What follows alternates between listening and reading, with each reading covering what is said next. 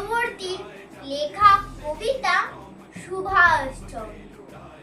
সবাই যাকে বলতো নেতা, নির্ভীক সেই বীর, যার ডাকেতে ছেলে বুড়ো সবাই হতো স্থির, যার আওয়াজে পাহাড় সাগর উঠেছিল জেগে, স্বাধীনতার নেশায় সবাই ছুটেছিল বেগে।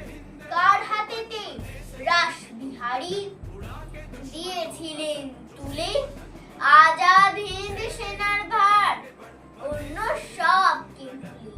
কে চাইতো রক্ত মোদের স্বাধীনতার তরে, তেরঙ্গা কে উড়িয়েছিল প্রথম মণিপুরে, কে হারালো দুর্ঘটনায় আকাশ পথে জানি, কার সে দুটি সূর্য জলে ভারতবাসীর প্রাণে, কার বুকেতে বাজত সদাই মাতৃ মুক্তি মন্ত্র, ভারত মাতার মহান ছেলে নেতাজি সুভাষচন্দ্র। নমস্কার।